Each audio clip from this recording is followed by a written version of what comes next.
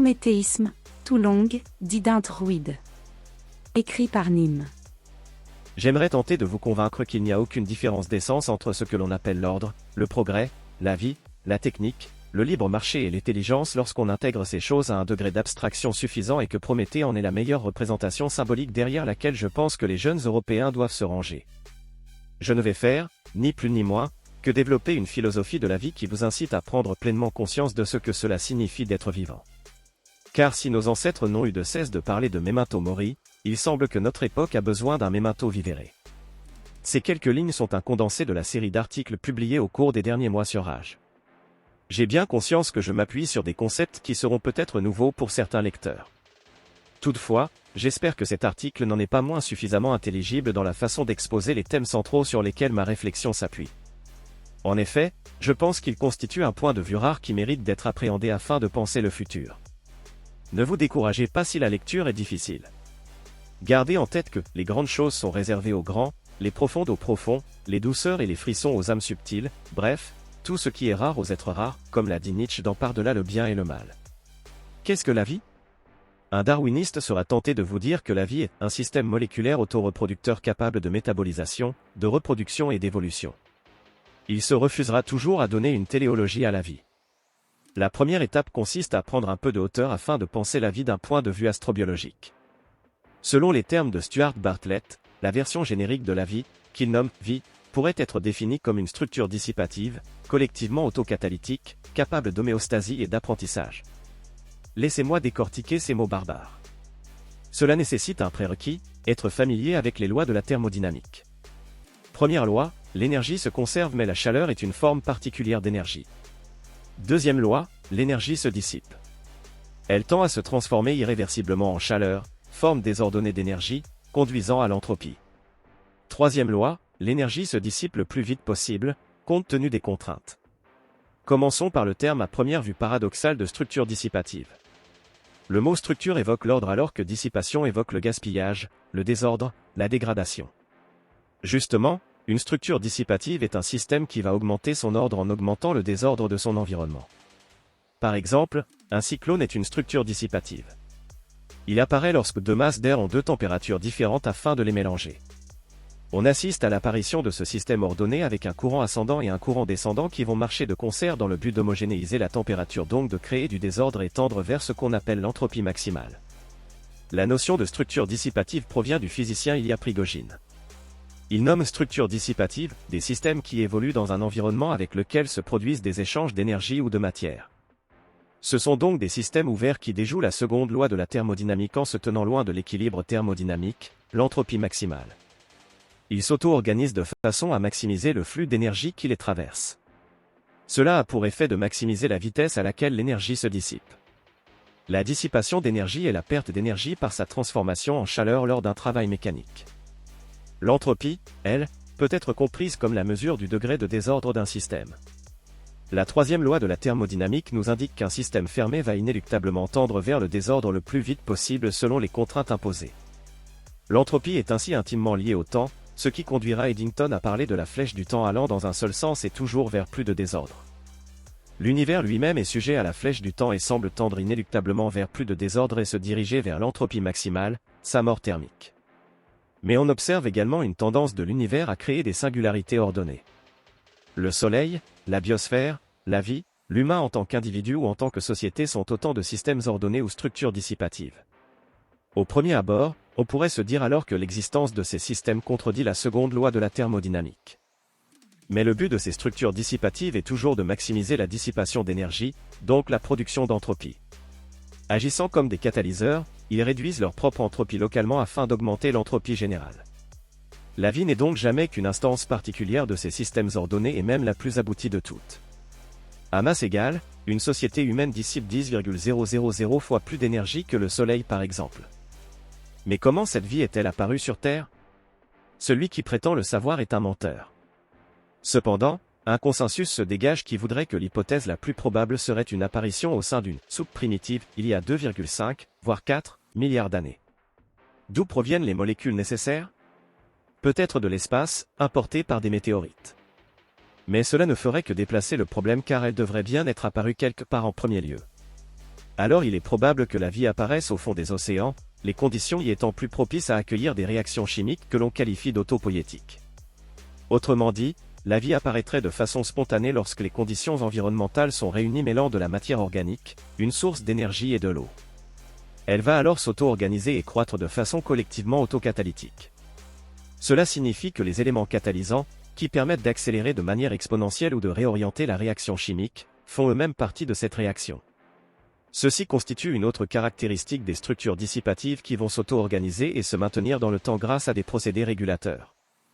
Une structure dissipative va alors avoir une double tendance à chercher la croissance et la stabilité afin de maintenir son intégrité dans le temps. L'environnement changeant sous l'impact de la dissipation d'énergie, une structure dissipative va chercher à limiter l'impact de ces changements environnementaux sur ses conditions internes. C'est cela qu'on appelle l'homéostasie. La vie est alors un système ordonné qui persiste dans le temps. Une singularité, une improbabilité statistique qui se maintient dans un univers tendant vers l'entropie. La vie et l'ordre sont donc intimement liés et l'ordre peut sortir du chaos. Mais la vie et les humains ne sont pas seulement des systèmes qui s'auto-préservent. Le système qui les régit, en plus de croître et réguler, va faire preuve d'un mécanisme d'apprentissage qui cherche à maximiser une valeur, la dissipation d'énergie. En physique, lorsqu'un système tend à optimiser une valeur, on parle de principe de moindre action. Le principe de moindre action est le principe physique selon lequel la dynamique d'une quantité physique peut se déduire à partir d'une unique grandeur, appelée action. Un système va apprendre comment assembler ses différentes parties, en créer de nouvelles, de façon à maximiser la dissipation d'énergie. Partant d'un code génétique, un corps humain va s'auto-organiser en divers organes servant des fonctions. Il va alors s'assembler de façon à maximiser la dissipation d'énergie selon un apprentissage effectué sur l'échelle des générations. De façon plus locale, au cours de sa vie, un humain va dissiper l'énergie via son système cognitif selon le principe de moindre action. Il aura pour effet, avec le temps, de créer des canaux. De la même manière, l'eau qui s'écoule sur un terrain accidenté emprunte le chemin lui opposant le moins de résistance. L'effet au fil du temps de l'eau qui s'écoule par certains chemins crée de nouveaux ruisseaux et de nouvelles rivières plus profonds et plus larges que ceux qui existent déjà. Dans un organisme, le développement de tels canaux établit un courant par lequel d'autres stimuli similaires sont canalisés. Cela a pour effet de diminuer l'importance des informations récurrentes traitées au point qu'elles peuvent être ignorées puisque les stimuli qu'elles présentent n'ont pas d'impact différenciateur sur le milieu cognitif. Cela signifie que nous avons appris quelque chose sur le monde. Le but de l'apprentissage sera alors la capacité à mémoriser et traiter des informations afin de guider le comportement le plus efficacement possible et notre système nerveux sera l'appareil d'apprentissage principal, dont une grande partie demeure inconsciente. Au contraire, un événement inhabituel sera porté à votre conscience. Par exemple, vous poserez peut-être volontairement une fois votre main sur une plaque chauffante allumée, mais pas deux. Les émotions, en l'occurrence la douleur, vous ont permis d'apprendre qu'il ne fallait pas le faire. Et si votre système nerveux est défaillant, alors vos chances de survie seront plus réduites et vous aurez moins de chances de vous reproduire, et donc de multiplier les copies de vos gènes par une descendance. Vos gènes sont alors eux-mêmes le fruit d'un apprentissage effectué à travers les générations via l'évolution. L'évolution comme système cybernétique. Si le sens de la vie est la production d'entropie passant par la dissipation d'énergie, alors l'évolution va nécessairement favoriser les organismes qui dissipent le plus efficacement l'énergie. Les gènes codants pour des traits phénotypiques permettant de mieux dissiper l'énergie seront sélectionnés. Les gènes sont alors un moyen de mémoriser de l'information sur l'environnement par un jeu d'essais-erreurs maximisant la dissipation d'énergie. Les organismes disposant des meilleurs gènes sont ceux disposant de l'information la plus précise sur l'environnement au sein duquel ils doivent dissiper l'énergie. Et c'est ici que cela devient vraiment intéressant. Il est capital de comprendre le lien entre l'information et l'énergie. En 1948, Claude Shannon établit ce qu'il appela la théorie de l'information visant à quantifier le contenu moyen en information d'un ensemble de messages au cours des processus de codage, transmission et décodage. Abandonnée à elle-même, l'information ne peut évoluer que dans le sens de sa désorganisation, c'est-à-dire de l'accroissement d'entropie. De façon étonnante, l'équation par laquelle Shannon définit l'entropie de l'information par la mesure h égale k log p, coïncide, à un facteur multiplicatif près, avec l'équation de Boltzmann-Gibbs définissant l'entropie S en thermodynamique, S égale k log p. Pour le dire simplement, l'entropie peut être vue de façon rigoureusement identique comme la dissipation d'énergie et la perte d'information sur un système, une hypothèse formulée en 1961 par Rolf Landauer, ingénieur chez IBM, qui se verra confirmée empiriquement en 2012 seulement par Eric Lutz et son équipe de l'université d'Augsbourg. De façon réciproque, cela met en avant l'aspect informationnel de l'ordre. Un système ordonné est un système permettant efficacement la capture, la mémorisation et l'échange d'informations. Plus le système dispose d'informations, plus son entropie est faible. L'entropie peut alors être également vue comme un état d'incertitude, et l'information comme la résolution de cette incertitude qui conduit à la réduction d'entropie. De quoi donner du crédit à l'hypothèse formulée par le physicien théoricien américain John Wheeler du Heat from Bit selon laquelle la réalité serait faite d'informations qui constituent le plus petit composant de l'univers. De là découle naturellement l'idée que nous vivrions dans une simulation régie par des algorithmes. Et il est effectivement troublant d'observer à quel point l'ordre de l'univers repose sur un enchevêtrement de systèmes cybernétiques. Et l'évolution ne fait pas exception. La cybernétique est un domaine interdisciplinaire, fondé par Norbert Wiener, qui étudie les systèmes et la manière dont ils sont régulés. Les concepts de boucles de rétroaction négative et positive sont au cœur de la cybernétique. On parle de rétroaction négative lorsqu'un système s'engage dans un processus d'amortissement pour contrer les changements et revenir à l'équilibre, comme un thermostat qui maintient la température. On parle de rétroaction positive lorsqu'un système accélère les changements et s'éloigne de l'équilibre, comme une réaction en chaîne dans une explosion nucléaire. L'évolution va sélectionner des organismes de plus en plus complexes afin de maximiser la capacité à mémoriser et traiter l'information en suivant des principes propres à un système cybernétique. Les mutations sont les boucles positives qui vont explorer de nouvelles possibilités alors que la sélection naturelle va jouer le rôle de boucle de rétroaction négative assurant la stabilité du système. Le tout formant un système apprenant visant à maximiser la production d'entropie. Chez les humains, pratiquant la reproduction sexuée, on observe une première boucle négative qui va assurer une certaine stabilité en favorisant la reproduction entre petits cousins, deux individus ayant en commun un couple d'arrière-arrière-grands-parents. Les unions consanguines présentant trop peu de brassage génétique sont pénalisées en rendant souvent la progéniture stérile. Mais, phénomène moins connu et pourtant logique, l'union entre des organismes très différents, que l'on nomme la dépression hybride, ne constitue pas un avantage sélectif.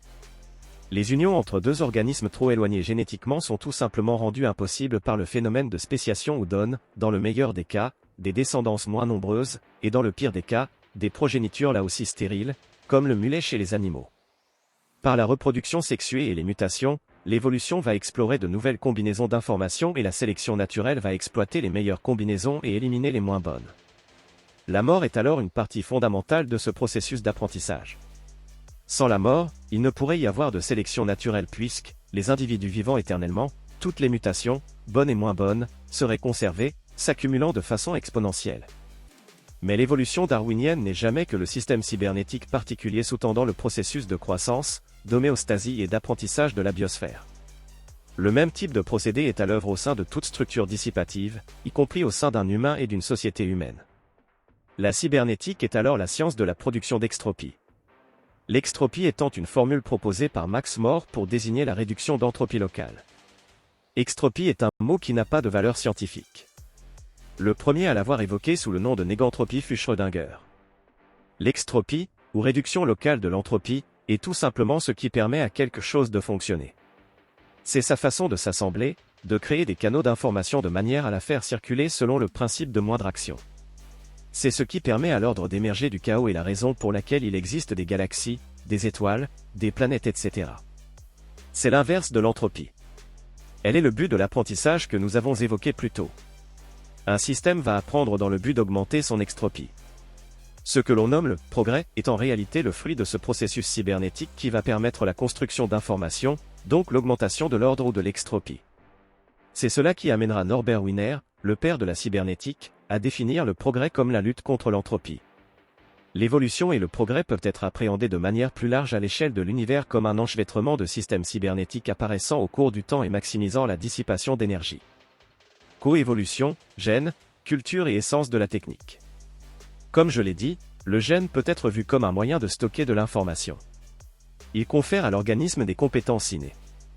De nombreux animaux fonctionnent efficacement après moins d'une centaine de secondes de vie, un écureuil peut sauter d'arbre en arbre dans les mois qui suivent sa naissance, un poulain peut marcher en quelques heures, et des araignées naissent prêtes à chasser.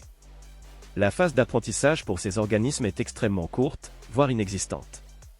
Cet apprentissage s'est effectué directement par l'évolution qui va agir comme un algorithme sélectionnant les comportements innés adéquats. Cependant, cela est quelque peu différent pour les humains, dont la phase d'apprentissage nécessaire à la survie est bien plus longue. Depuis la révolution cognitive, il y a environ 70 000 ans, qui a vu l'homme se doter d'un cerveau hypertrophié, de plus en plus de traits culturels et de comportements ne vont pas être directement codés par les gènes. Par analogie avec le gène, le mème peut être vu comme la plus petite unité d'information culturelle, mais ne dispose cependant pas de la valeur scientifique que revêt le gène. Un mot, un son, une image, sont des mèmes. Notre cerveau va capturer, stocker, manipuler des informations reçues via des mèmes, et les systèmes vivants disposant des plus grandes capacités à traiter l'information maximiseront le flux d'énergie les traversant, leur offrant, de fait, de meilleures chances de reproduction.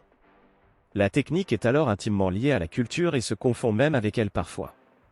Elle est, elle aussi, le fruit de ce cerveau hypertrophié qui va doter les humains de la capacité supérieure à analyser leur environnement, capturer l'information, la traiter, l'échanger dans le but de dissiper l'énergie plus efficacement. La technique va alors permettre une accélération de la construction de l'information.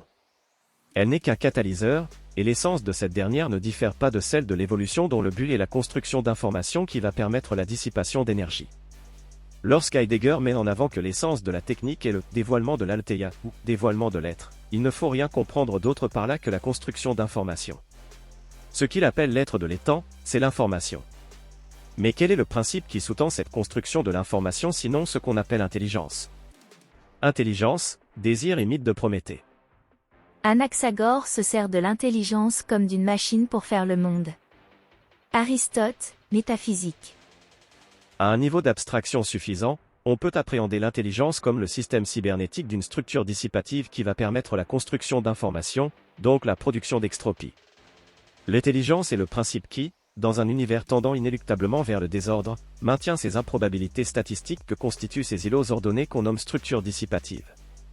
Cela passe évidemment par la capacité à capturer, mémoriser et traiter l'information.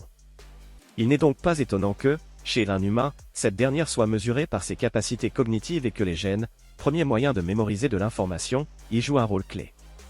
Mais quel en est le moteur? Si le système cybernétique demeure ce qui permet l'autocatalyse, l'homéostasie et l'apprentissage, donc l'intelligence, qu'est-ce qui le précède et rend le système autopoïétique? Parmi les êtres, les uns peuvent exister à part, les autres ne le peuvent pas. Les premiers sont des substances, ils sont, par conséquent, les causes de toute chose, puisque les qualités et les mouvements n'existent pas indépendamment des substances. Ajoutons que ces principes sont probablement l'âme et le corps, ou bien l'intelligence, le désir et le corps. Aristote, métaphysique. Comme le pense Aristote, et je crois qu'il a raison, ou du moins faute de mots plus appropriés, c'est le désir. Le désir compris à la façon de Kant comme volonté. La volonté qui existe indépendamment de tout objet désiré et qui pourrait bien comme l'a pressenti Nietzsche n'être qu'une seule forme fondamentale qui se différencie en de multiples entités que sont les structures dissipatives. Structures dissipatives qui sont autant de machines dont le but est de se connecter à une autre machine afin de produire une nouvelle information, comme le fait un système autocatalytique. Le désir ne représente pas un objet manquant, mais assemble des objets partiels, il est une machine, et l'objet du désir est une autre machine qui lui est connectée. Nick Land, circuiteries. Pourquoi existe-t-il des alpinistes qui meurent chaque année en montagne après avoir pris des risques inconsidérés? Pourquoi les pilotes de l'Aéropostale prenaient encore leurs avions alors qu'ils voyaient leurs collègues mourir un par un et leurs femmes les supplier d'arrêter? Car ils sont poussés par le désir. Le désir va reposer sur un système de récompense à chaque fois qu'un but est atteint. Comment s'exprime-t-il chez l'être humain? Par des shots de dopamine qui constituent le système de récompense produit par notre cerveau. Cette dernière va s'activer principalement pour 5 choses: manger, avoir des rapports sexuels, dominer nos semblables, capter le plus d'informations possible et faire le moins d'efforts possible. Et la dopamine adore évidemment la nouveauté puisque cette dernière permet la captation d'informations nouvelles. Un nouveau sommet à atteindre pour un alpiniste et, pour Monsieur Tout-le-Monde, un nouveau téléphone, une nouvelle voiture, un nouveau film, un nouveau partenaire sexuel. Il suffit que votre regard croise celui d'une potentielle partenaire sexuelle qui vous plaît pour que votre cerveau vous abreuve de ce précieux sésame. Un mécanisme tellement puissant que la simple anticipation de ces activités déclenche des pics de dopamine. Cette anticipation, c'est une marque du désir qui a trouvé un objet sur lequel s'appliquer, avec lequel se connecter. Mais le désir peut être source de création comme de destruction. L'intelligence d'un système se nourrit de données. Le désir est la volonté de produire ou de détruire une information que l'intelligence exploitera. Le feu prométhéen est aussi celui du désir, qui conduit à la passion, à la protection mais aussi parfois au crime passionnel. Le système va commettre, via le désir, les sous-systèmes qui le composent à l'exploration, afin de capturer des données dont l'intelligence se servira pour gagner en extropie via l'exploitation. Le désir et l'intelligence, l'exploration et l'exploitation constituent les forces actives et réactives nietzschéennes, qui forment le socle de la volonté de puissance, trouvant son climax dans le grand style, lorsque les deux travaillent de concert. Le grand style, c'est cet alpiniste qui se lance sans corde sur des pentes abruptes faites de glace, de roches et de neige. C'est l'exploitation de connaissances que l'on a acquises par le biais de l'exploration. Plus l'exploration revêt du danger, plus l'exploitation se montre maîtrisée, plus le grand style se révèle. On peut alors pleinement comprendre le feu offert aux hommes par Prométhée comme étant non seulement celui de la raison et la technique, mais aussi de la passion. En un mot commençant, Prométhée est l'expression européenne du désir de production d'information ou d'extropie. Il est l'essence du progrès qui nous a amené la technique servant la vie et l'ordre. Comme le relève savamment Nietzsche, à l'origine de la tragédie grecque, les acteurs étaient entourés du cœur tragique dansant autour d'eux. Ce cœur tragique représente les forces dionysiennes alors que la scène était la représentation individuée apollinienne, le tout finissant inéluctablement dans la mort. Le génie grec est d'avoir bien capturé les deux forces de l'univers, dionysienne et apollinienne, qui vont tendre, respectivement, vers l'entropie et l'extropie. Le génie de Nietzsche est d'avoir bien vu que Prométhée incarnait les deux à la fois. Prométhée, afin de construire l'information, qui constitue l'essence de la vie, via l'intelligence, a aussi besoin du désir pouvant mener à la destruction, la mort. Il est à la fois dionysien et apollinien. Le Prométhée d'Échille, à ce point de vue, un masque dionysien, tandis que, par le sentiment profond d'équité dont nous avons parlé plus haut, Échille trahit sa descendance ancestrale d'Apollon, le dieu clairvoyant, le dieu de l'individuation et des limites imposées par l'esprit de justice. Nietzsche, naissance de la tragédie. La vie par-delà l'ADN et le carbone. La vie doit alors être entendue ici au sens large dans ce qu'elle a de biologique et de carboné aujourd'hui, mais qui pourrait se perpétuer sans que son essence ne change au travers du silicium par une symbiose entre l'homme et la machine ou un remplacement total du premier pour les mêmes raisons que l'ADN a remplacé l'ARN. L'hypothèse du monde à ARN qui est communément acceptée indique que l'ARN serait non seulement apparu avant l'ADN mais aurait même créé l'ADN qui offrait une plus grande efficacité de stockage d'informations. L'ADN augmentait alors la puissance de l'ARN qui déléguait la tâche de mémorisation d'informations mais conservait celle de réplication. Pourtant, l'ADN finira par le remplacer. Pourquoi ? Car l'ADN a acquis la capacité de se répliquer lui-même.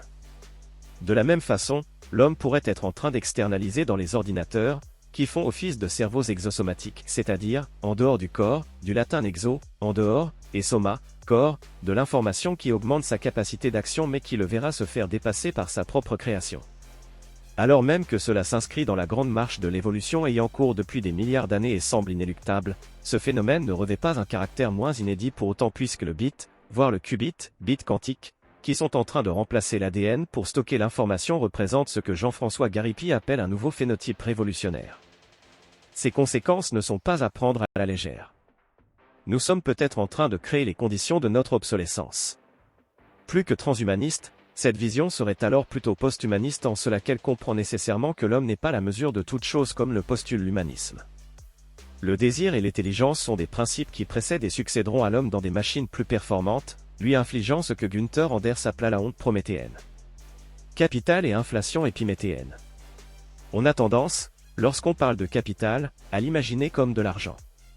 Rien n'est plus faux. L'argent fait partie de l'information. Ce dernier peut être vu comme une table de données qui va associer une valeur chiffrée à des biens et services qui sont le vrai capital. Il n'a de sens que dans le système où il prend place.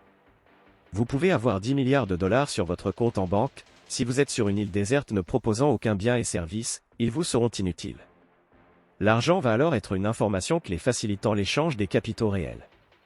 La véritable richesse est la quantité d'énergie dont on dispose chaque jour, c'est-à-dire la puissance qu'on peut dissiper. L'argent est, par conséquent, le facilitateur de notre communication et de la distribution de toutes les ressources économiques. Toute innovation et tout progrès sociétal découlent de cette communication. Alors, la monnaie est de l'information et elle est même l'information la plus importante du système capitaliste puisqu'elle est une mesure de l'énergie dissipée donc de l'entropie du système. Il est alors fort logique de constater que le PIB est directement corrélé à la consommation d'énergie.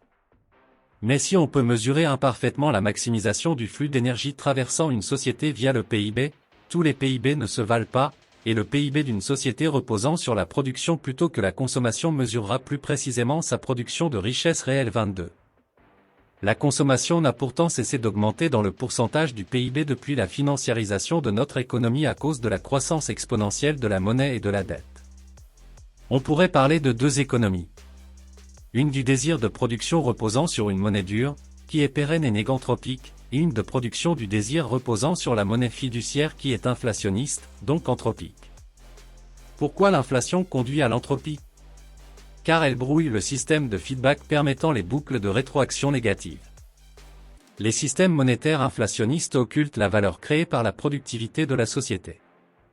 La monnaie est théoriquement une forme d'information qui devrait réduire l'entropie lorsqu'elle est appliquée correctement. Cependant, la monnaie fiduciaire, malheureusement, conduit à l'exact opposé. L'utilisation de l'inflation qui l'accompagne introduit une erreur car elle invisibilise un signal de mauvaise santé du système. Si l'entropie est un état d'incertitude et l'information est la résolution de cette incertitude, en présence d'inflation le système perd sa capacité de mettre en place une boucle négative de rétroaction corrective car le signal qui devrait l'Y encourager et lui permettrait de mesurer l'effet de son action n'existe plus.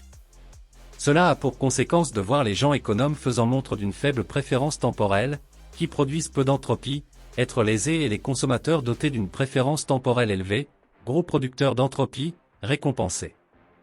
À quoi bon mettre de l'argent de côté si ce dernier perd constamment de la valeur via l'inflation? Nous nous sommes construits un environnement qui conspire contre les prométhéens prévoyants, Prométhée, qui pensent avant, et favorise les épiméthéens, Épiméthée, qui pensent après.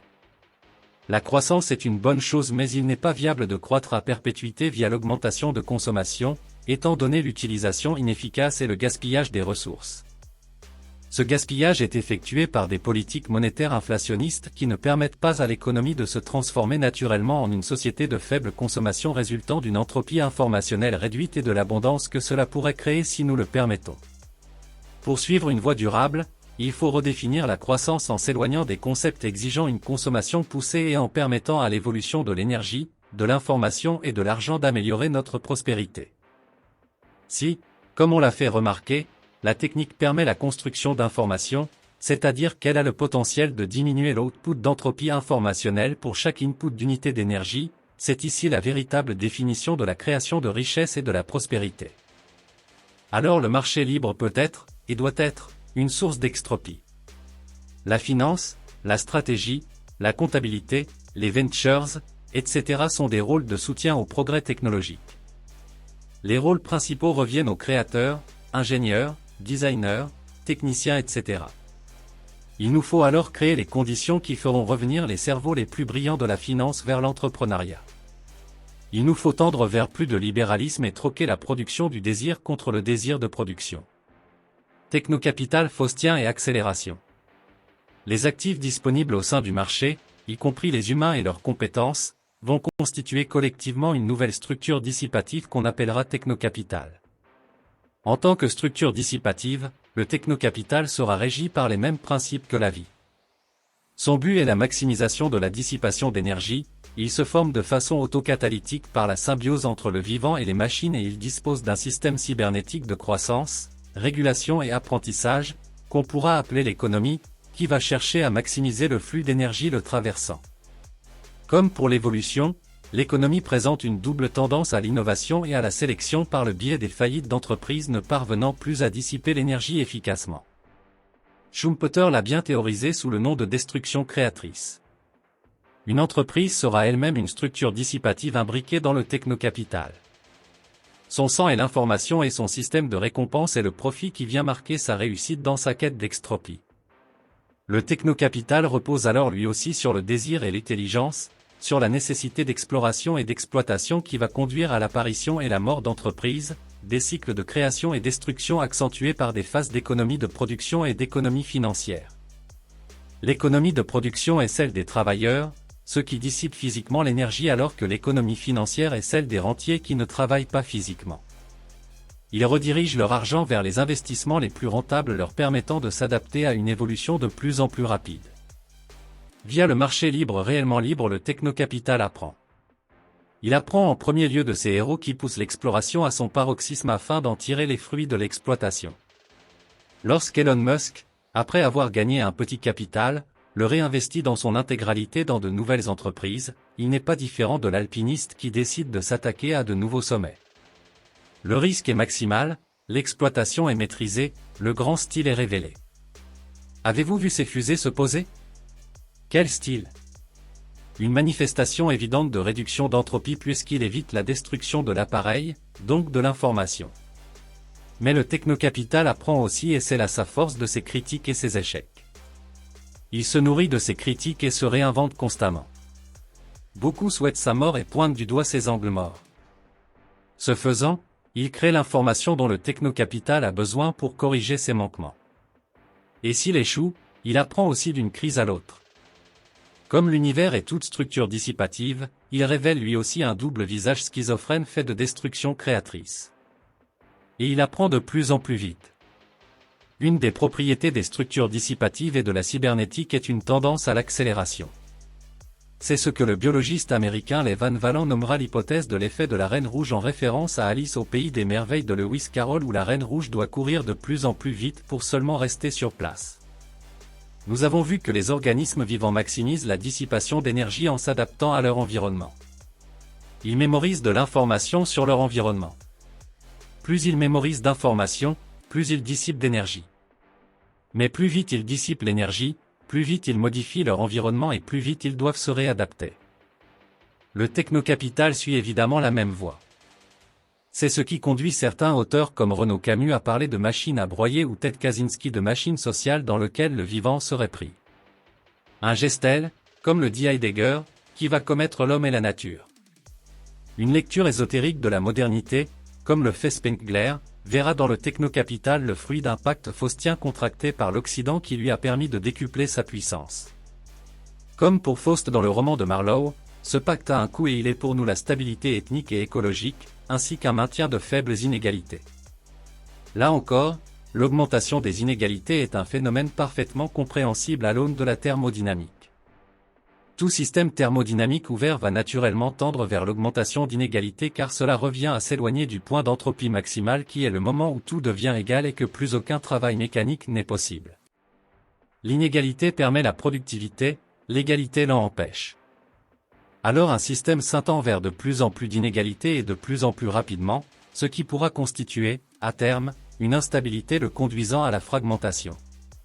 C'est pourquoi cette tendance à l'accélération, qui relève de boucles de rétroaction positive, en termes cybernétiques, sera constamment compensée par des boucles de rétroaction négatives, incarnées par ses plus fervents détracteurs qui, bien que voulant détruire le capitalisme, y participent en réalité pleinement et jouent même un rôle crucial. Clivage gauche-droite et rétroaction écologiste et identitaire. Comme le relève Per Bach, les structures dissipatives s'auto-organisent à la manière des transitions de phase continue. Autrement dit, elles vont osciller autour d'un point critique. Par exemple, la transformation de l'eau liquide en vapeur est une transition de phase continue qui s'observe à une température et une pression bien précises. De la même façon, un système cybernétique va alterner entre les boucles positives et négatives en oscillant autour de ce point critique afin de maximiser une valeur. Une société humaine, en tant que structure dissipative, va elle-même osciller autour d'un point critique cherchant la maximisation de la dissipation d'énergie, ou, pour le dire en termes nietzschéens, maximiser sa puissance.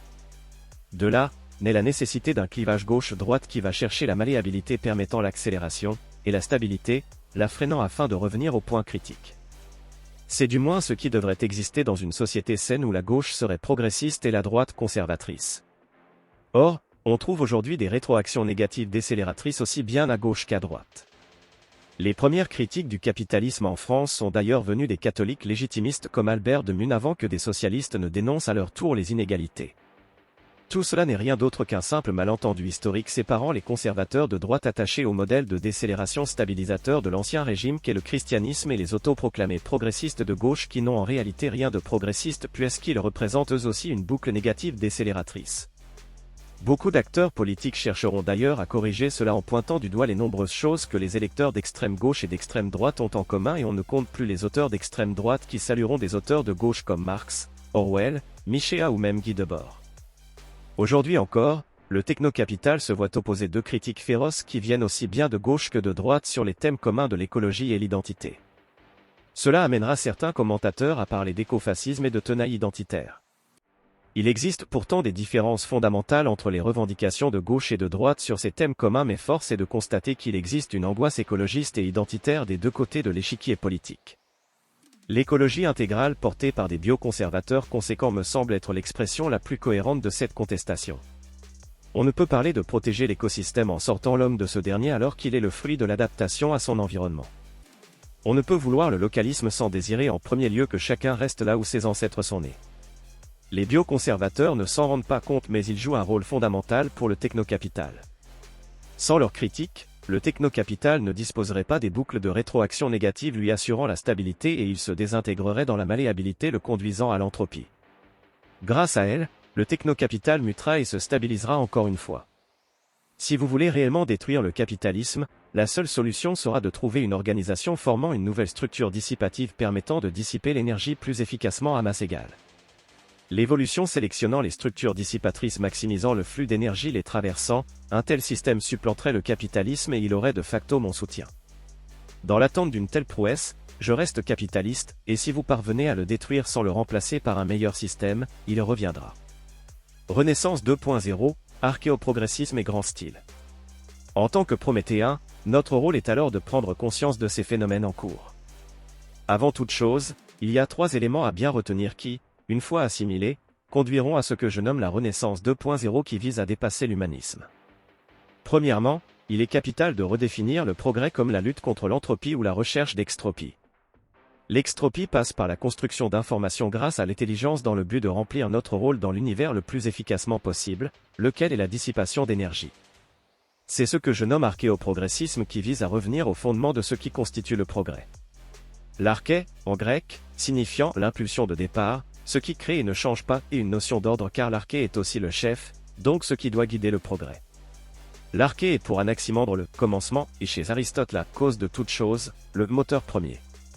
Deuxièmement, une société humaine s'auto-organise conformément à un procédé cybernétique, alternant entre boucles positives et négatives.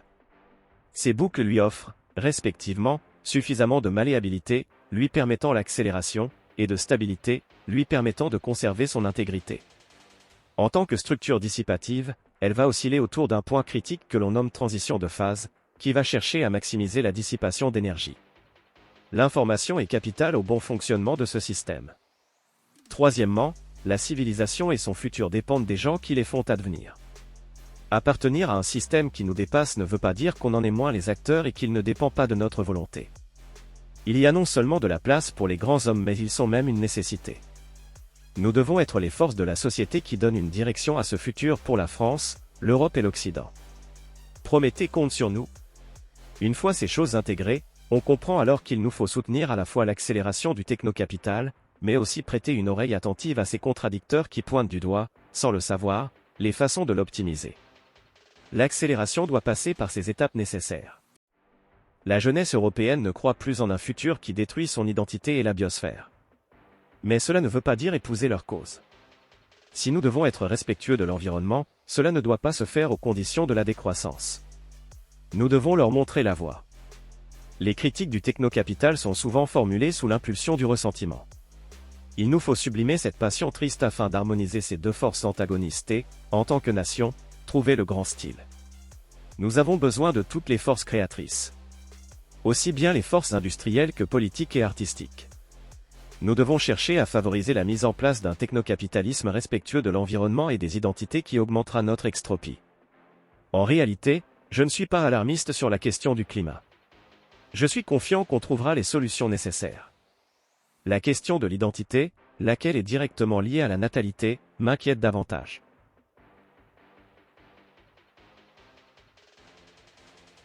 Effondrement et énergie. Un système cybernétique peut aussi dégénérer et décliner au lieu de tendre vers le progrès. Autrement dit, il peut échouer à construire l'information, donc devenir moins intelligent. Les chutes de natalité et de QI observées en Occident devraient nous inquiéter au plus haut point. Elles sont un marqueur du déclin de notre capacité à produire de l'extropie, due à la perte d'information, et donc un signe avant-coureur d'effondrement. La perte d'information est par ailleurs génétique en premier lieu, se manifestant par l'incapacité des Européens à se renouveler démographiquement. Il est notable que le monde moderne, qui a vu l'augmentation constante de l'intelligence, culmine aujourd'hui dans des villes qui s'en nourrissent et la consument. L'exemple le plus probant est celui de Singapour qui draine les cerveaux d'Asie et d'Europe, leur offre un cadre de vie idéal pour afficher un taux de fécondité de 0,72 enfants par femme. Il semble à première vue qu'il existe un compromis entre intelligence et reproduction. Je pense pour ma part que le recul dans le même temps de la natalité et de l'intelligence dans les pays développés vient en premier lieu de notre perte de confiance en l'avenir qui est elle-même directement liée à notre capacité à dissiper l'énergie et notre préférence temporelle. Mon intime conviction est qu'un système producteur d'extropie conduirait naturellement les Européens à refaire des enfants.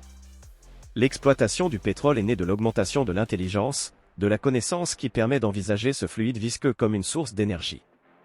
La troisième loi de la thermodynamique nous indique que la production d'entropie se fait le plus vite possible selon les contraintes.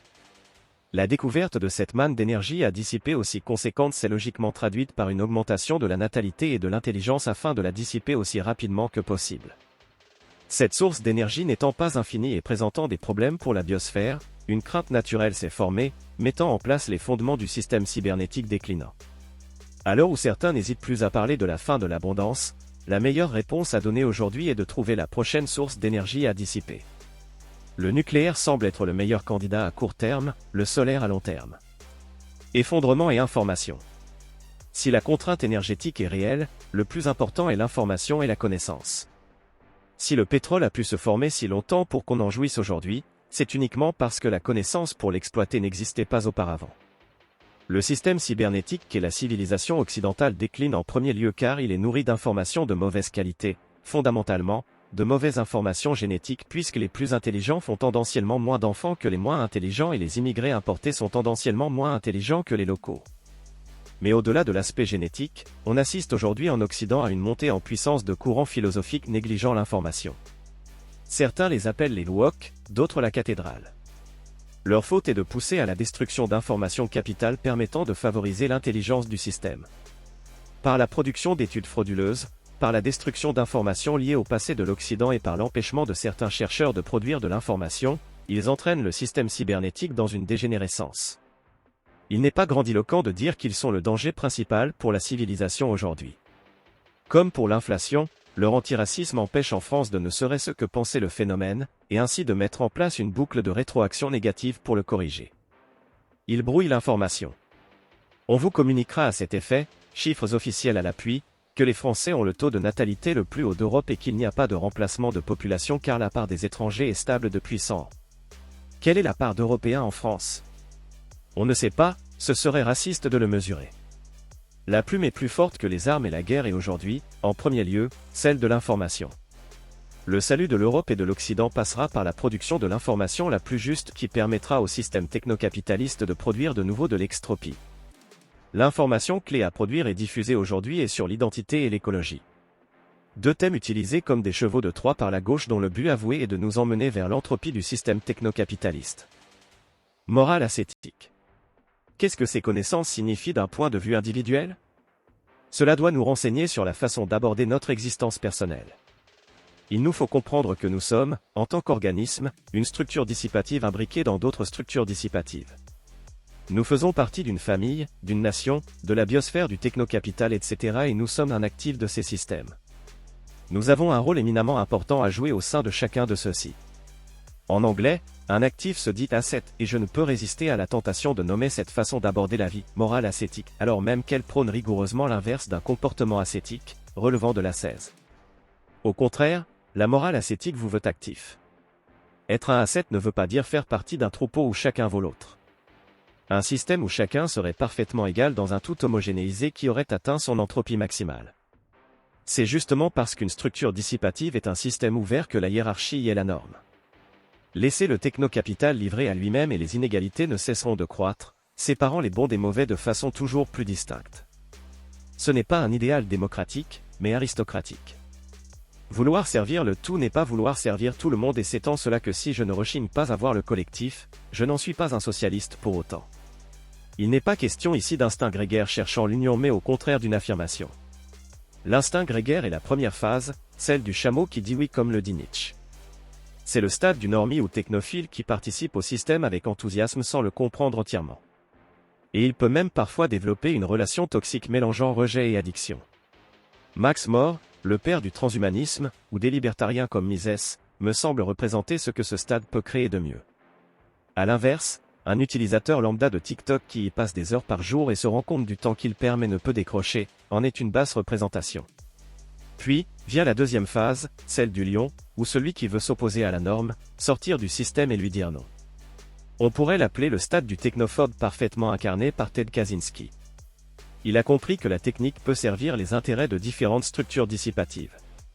Un tournevis sert l'homme, un aqueduc sert le système complexe de la société humaine, le smartphone sert le technocapital et en cas d'effondrement on se retrouvera avec notre tournevis. Chaque avancée technologique est alors au service du système et non de l'homme qui devient peu à peu une pièce du système que ce dernier va mettre en forme selon ses besoins. Enfin, vient le stade de l'enfant qui comprend l'importance du système, l'importance de le maintenir et de le développer et donc l'importance du rôle qu'il doit y jouer. Il veut se fondre en lui et ne faire qu'un. C'est justement parce que ce système représente une structure dissipative plus efficace qui pourrait s'effondrer qu'il est de son devoir moral de le soutenir. Il dit de nouveau oui mais il est maintenant différent. Il ne veut plus suivre mais guider le troupeau. Il ne fait plus partie du système par servitude, il devient le système par sa propre volonté pour servir l'univers. Il refuse les bullshit jobs et les activités de substitution pour s'épanouir directement au sein du système car il voit la supériorité morale que cela représente d'y participer plutôt que de l'entraver. Il retrouve l'autonomie et le sens qui lui faisaient défaut. Il devient un agent de l'action du technocapital qu'il va générer par sa volonté. Un de ses meilleurs actifs, un asset. On pourrait alors l'appeler le stade du technen, de la même façon qu'un fumigène produit de la fumée ou un électrogène de l'électricité, il produit la technique du technocapital, donc son extropie, et Elon Musk en est la représentation ultime. Il est le techno-king au service de Prométhée, dieu de la technique. Mais ne voyez pas cela comme une soumission au technocapital qui conduit nécessairement à la souffrance.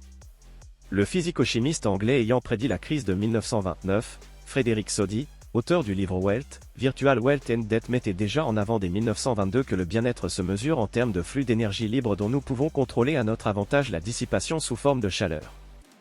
Nous sommes heureux quand nous dissipons de l'énergie et si nous sommes entravés dans notre capacité à la dissiper dans le commerce alors on s'envoie des bombes. Je formule alors ma morale ainsi.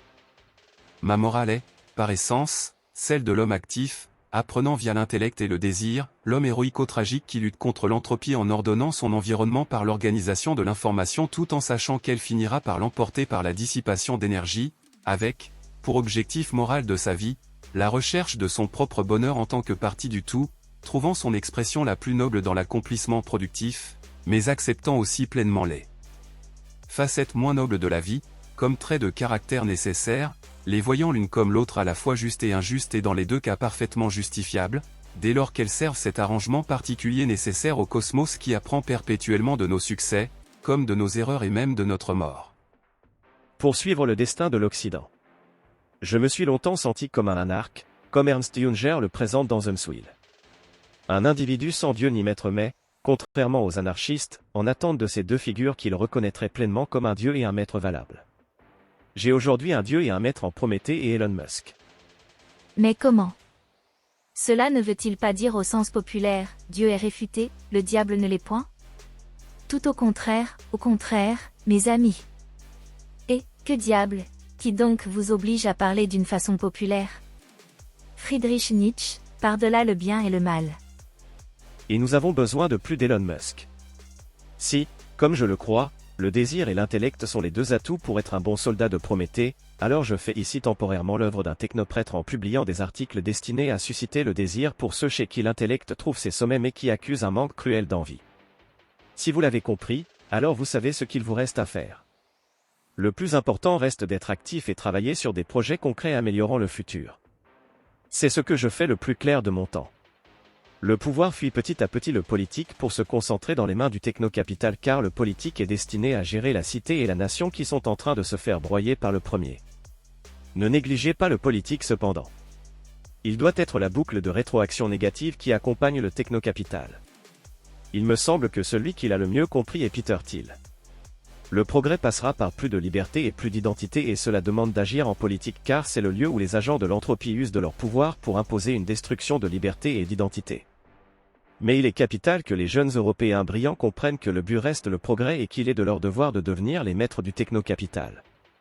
Car le technocapital est l'aboutissement du destin spirituel de l'Occident. L'être est-il un pur vocable et sa signification une vapeur, ou bien est-il le destin spirituel de l'Occident? Heidegger, Introduction à la métaphysique. Cette compréhension de l'information et de la cybernétique que j'ai développée au cours de l'article représente le destin spirituel de l'Occident accompli. Elle permet de retrouver une unité perdue.